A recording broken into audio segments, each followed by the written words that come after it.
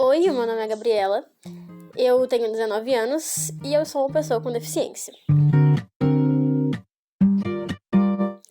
Eu nasci com uma condição popularmente conhecida como medula presa, que é uma doença que eu não vou saber explicar direito, porque ela é bem complexa e não é a minha área. Mas é uma doença neurológica que ela basicamente ela acontece na medula, né, como o próprio nome diz, e a medula é a responsável por transmitir os sinais do cérebro para o resto do corpo. Então, essa doença ela pode acarretar em várias sequelas diferentes. E uma das sequelas que eu tive foi a doença de Charcot-Marie-Tooth. Eu não sei se pronuncia assim também. Mas é basicamente uma doença que ela acaba afetando os nervos e os músculos dos pés e das mãos. E no meu caso, afetou do meu pé esquerdo. Isso acabou acarretando no pé cavo, que é uma outra condição, que é a minha deficiência. E, pois assim, uma coisa vai acarretando a outra e é desse jeito mesmo. Eu escolhi falar sobre isso nesse documentário porque essa coisa que aconteceu comigo é muito estranho, porque eu nasci com essa condição, eu nasci com a medula presa, os meus pais descobriram cedo, mas eu nunca falei o suficiente sobre isso, sabe? Eu sempre tratei isso como se fosse uma coisa normal, o que não é necessariamente ruim, só que acontece que ela continua existindo. E fingir que ela não existe, eu acho que pode ter feito um pouco mal pra mim, então esse documentário, na realidade, vai ser uma espécie de carta aberta pra mim mesma, porque eu senti que eu precisava falar um pouco mais sobre isso, e até mesmo pra minha família, que conviveu muito comigo, né, durante todo esse tempo, durante todo o processo médico, porque eu fui muito médico, e eu nunca conversei muito sobre isso com eles também. Durante a minha infância, eu não tive muito problema com isso, sabe, de conviver com a minha deficiência, porque a minha doença, ela vai progredindo com o passar do tempo, então quando eu nasci meio que é normal, só que a falta do bom funcionamento desses nervos, desses músculos, eles vão causando uma deformidade no pé, no meu caso, né, que foi no pé, e o pé cavo acaba sendo criado, que é quando o arco do pé ele fica muito alto. E aí, enfim, isso atrapalha várias coisas. Então, durante a infância não fez muita diferença, mas mesmo assim, durante a infância, quando essa deformidade já começou a ser apontada, quando as pessoas começaram a perceber, eu não ligava muito quando me perguntavam, eu só falava que eu tinha nascido assim. E, enfim, era isso, não fazia muita diferença. Uma coisa que, assim, é curioso pensar nisso hoje em dia, que os meus pais se referiam a essa deficiência minha como probleminha. E, assim, eu entendo eles, porque falar sobre deficiência sempre foi um tabu, e ainda é hoje em dia. Então, assim, eles usavam esse termo, até porque eu não sei se eles também não me viam como uma pessoa com deficiência, e eu era só uma pessoa que tinha nascido doente. E eu acho que, assim como eu, naquela época, eles ainda acreditavam que ia ter uma cura definitiva pra mim. Então, eles tratavam o problema como se fosse um problema mesmo, e se é um problema, tem como resolver. E a questão é que isso foi criando, né, essa esperança em mim, que realmente algum dia se resolver. Que, novamente, eu não culpo os meus pais, eu tenho certeza que esse era o desejo deles, mas acaba que, enfim, trouxe algumas consequências pra minha vida. O problema dos meus pais tratarem a minha deficiência como um probleminha foi justamente porque todo problema, ele geralmente tem uma solução. Então, pra mim, viver 16 anos da minha vida acreditando que o que eu tinha era um probleminha, que algum dia ia ter uma cura ou uma coisa definitiva, acabou afetando um pouco no momento que eu descobri que não teria uma cura. Porque eu deixei de viver muita coisa, né? Qualquer lugar que eu tinha que ir e que exigia tirar o sapato, tipo, sei lá, piscina, coisas assim, eu deixava de ir, ou se eu fosse, eu não aproveitava com todo mundo. E é uma coisa relativamente pequena, mas que acaba afetando, sabe? Porque é uma coisa que você vai deixando de viver pequenas coisas e, sei lá, e aí você chega num ponto e você descobre, opa, não vai ter cura, então ou eu continuo deixando de viver essas coisas ou eu aprendo a lidar com isso. Nessa época da pré-adolescência também, né, ainda nessa fase, eu fiquei procurando por essas curas milagrosas, né, coisa na internet, exercícios de fisioterapia. E, enfim, não tinha nada muito definitivo, né, obviamente. E a minha qualidade de vida, né, não era só a questão estética, a minha qualidade de vida estava muito ruim nessa época, porque, como eu disse, é uma doença que vai progredindo, então quanto mais eu cresço, mais ela vai piorando. E chegou num ponto que tava muito ruim, porque eu tava sempre torcendo meu pé, porque eu não tinha estabilidade, e ele ficava meio, quando eu pisava, ele ia pra fora. Então eu torcia muito o pé, eu não conseguia andar muito, porque ele começava a dar uma dor que parecia que tava queimando. Enfim, era péssimo. E aí foi quando eu comecei a realmente procurar essas curas de uma maneira mais certa dessa vez, né? Porque antes era eu sozinha na internet. E aí eu comecei a querer ir em médicos, né? Eu falei com os meus pais e tal, pra gente voltar a ver isso.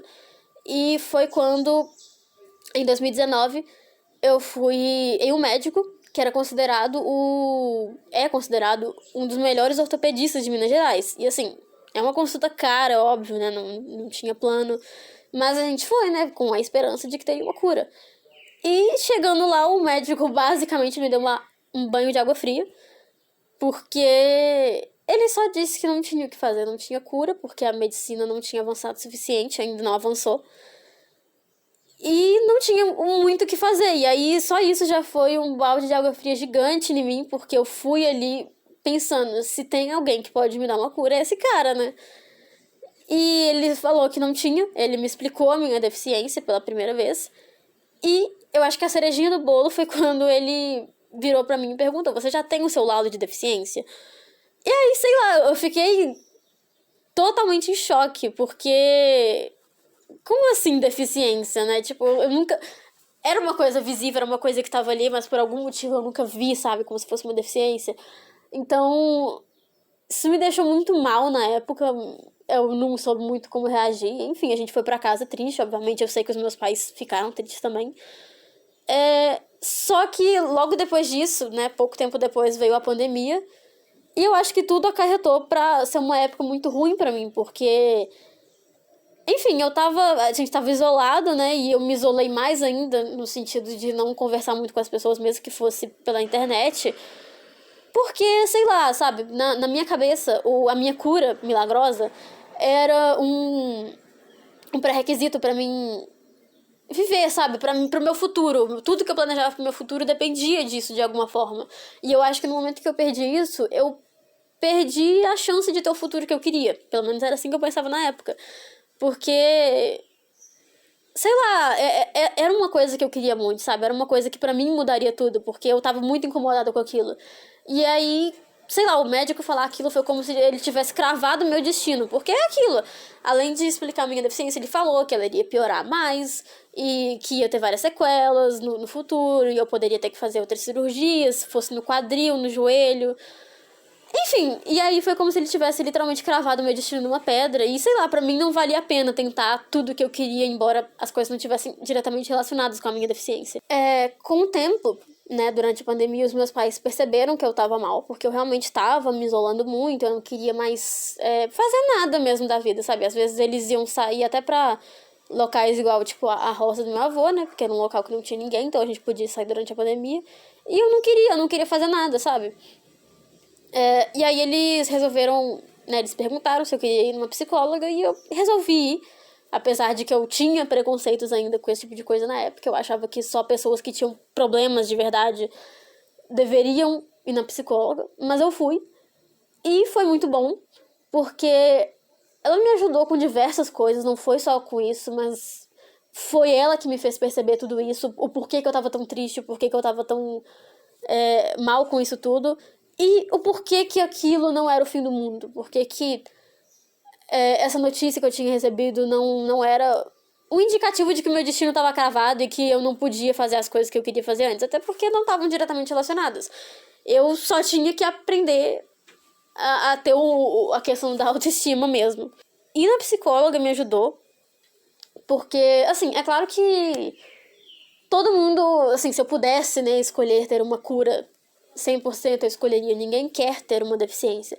Mas eu não tenho essa escolha. Então, o fato dela me ajudar a trabalhar minha autoestima e ver a minha deficiência com outros olhos. E, tipo assim, é uma coisa que eu estou convivendo. Eu não tenho que odiar e nem necessariamente amar ela, sabe? Mas eu tenho que aceitar que ela tá ali, ela faz parte de mim. Ela não define quem eu sou, mas ela faz parte de mim. Eu não me sinto uma vítima da sociedade, da vida. Sei lá, eu já me peguei em momentos em que eu perguntava, né? Porque a gente às vezes tem isso de tentar perguntar a Deus por que eu, sabe? Tipo, só que essa questão não sou só eu. Eu não sou a única que tem isso, eu não sou a única pessoa deficiente do mundo. Então, eu nunca me senti uma vítima, na verdade, mesmo nessa época. Eu só achava que talvez as coisas tinham sido um pouco mais injustas comigo. Mas hoje em dia eu vejo que não, que é uma coisa normal e pode acontecer com qualquer um. E assim, eu não quero, de fato, ser uma vítima. Porque, sabe, naquela época eu agia como se a minha vida inteira dependesse dessa minha cura. E não depende, sabe? Nunca dependeu. Hoje em dia, eu tô seguindo os meus sonhos, da mesma forma que eu seguiria se eu tivesse tido uma cura. E assim, de qualquer forma, um tempo depois, eu consegui achar um outro médico, foi até sem querer, que ele também não me promoveu uma cura, 100%, mas ele me promoveu uma cirurgia que melhorou muito a minha qualidade de vida. E aquilo, não melhorou o estético, porque é impossível mesmo. A questão estética, ela é uma deformidade, ela vai continuar existindo ali. A questão é que eu tô aprendendo a lidar melhor com isso, eu tô aprendendo que não tem nada de errado em falar sobre isso com as pessoas, que era uma coisa que eu evitava falar também, porque eu não queria que as pessoas me achassem uma vítima. E também aprendi que não tem nada de errado em eu explicar para as pessoas quando elas perguntarem, quando elas olharem pro meu pé e perguntarem por que é assim, não tem nada de errado em eu responder. Então, eu tô lidando bem melhor com isso. Não 100% ainda, mas eu tô lidando bem melhor com isso. Eu acho que a maior questão do tabu em falar sobre deficiências é justamente isso. É que quando pessoas sem deficiência olham pra gente, ou elas nos veem como vítimas, né? Que, ai, tadinho, gente, nossa, não sei o que, ai, que Deus vai te curar, sabe? Esse tipo de coisa, embora seja com boas intenções, não é bom pra gente, porque se Deus quisesse me curar, talvez ele já tivesse feito isso. E por que Deus me curaria e não curaria as outras milhões de pessoas com deficiência que tem, sabe? E acaba que é uma coisa ruim, porque, como eu disse, você cria uma esperança que não existe, e isso faz mal pra pessoa. Você ajudar a pessoa a alimentar uma coisa, ao invés de ensinar ela a conviver com aquilo e ensinar ela que a vida dela ainda existe, apesar de tudo aquilo, sabe? É uma coisa problemática. Então, eu acho que se as pessoas começassem a entender que as pessoas com deficiência, elas são, acima de tudo, pessoas, sabe? Que têm sonhos, que têm objetivos, que querem ser tão independentes, sabe? Um adolescente com uma deficiência, que tem uma deficiência, ele quer ser tão independente quanto qualquer outro adolescente. Ele quer poder ter a vida dele. Então, assim, eu acho que o que falta é uma conscientização e uma acessibilidade maior, porque é claro que muitas pessoas precisam ter certos apoios para conseguir essa independência. Eu acho que é uma coisa muito necessária hoje em dia, porque eu pelo menos, odeio me sentir dependente das pessoas em todos os quesitos. E quando eu fiz a minha cirurgia, né, que eu tive que ficar um tempo, né, dependendo da minha família para cuidar de mim, eu já me senti mal. Então, assim, eu imagino pessoas que têm deficiências mais complicadas, que precisam mais de pessoas diariamente cuidando delas, sabe? E se houvesse uma maior acessibilidade em vários quesitos, né, em questão de emprego, em questão de mobilidade, em questão de acessibilidade, até em questão da própria casa, enfim, economicamente falando também, né, porque às vezes é muito complicado, a falta de acessibilidade vem por uma falta de poder econômico. Eu acho que a gente conseguiria ver melhor o que essas pessoas com deficiência querem passar pra gente. Eu acho que também é importante a gente pensar nesse termo, né, que é pessoa com deficiência, que é o termo certo pra chamar uma pessoa assim, porque antes da deficiência vem a pessoa. Eu não sou deficiente, sabe? Eu tenho uma deficiência. Porque uma coisa deficiente é uma coisa que não funciona como deveria. E eu funciono, eu sou um ser humano que funciona. Só que eu tenho uma condição que faz com que uma certa parte do meu corpo não funcione direito. Mas, acima disso, eu sou uma pessoa. E eu sou muito mais do que a minha deficiência, sabe? Ela não me define nem um pouco, ela faz parte de mim. Mas, fora isso, eu sou uma pessoa que adora o audiovisual. Não é à toa que eu sou na faculdade de cinema. Eu gosto de desenhar.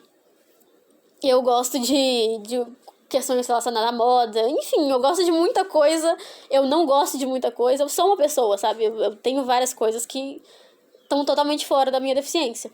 E se as pessoas passassem também a impor menos limites, né? Porque é assim, as pessoas ficam impondo limites, achando que pessoas com deficiência não conseguem fazer isso ou aquilo, mas quando elas fazem, elas são um exemplo de superação, elas são incríveis. Sendo que às vezes não é tão incrível quanto parece, sabe? É só porque as pessoas fizeram tanto alguém acreditar que ela não consegue fazer algo, que a maioria das pessoas acaba acreditando nisso, e quando uma faz, ela é incrível. E assim, é outra coisa, eu não quero ser uma vítima e eu também não quero ser um exemplo de superação, sabe? Apesar de eu ter tido as minhas dificuldades, de eu ter passado por algumas coisas durante a minha infância, né, questão de médico, eu não me considero um exemplo de superação. Eu fico feliz porque, com certeza, essas coisas me tornaram mais forte em alguns quesitos, mas eu não considero que é algo incrível, sabe? Até porque se a gente ficar fazendo isso, de tentar fazer uma competição de quem tem a pior deficiência, quem sofreu mais, não vai dar muito certo, né? Então eu acho que assim, cada um tem a sua história particular, tendo uma deficiência ou não.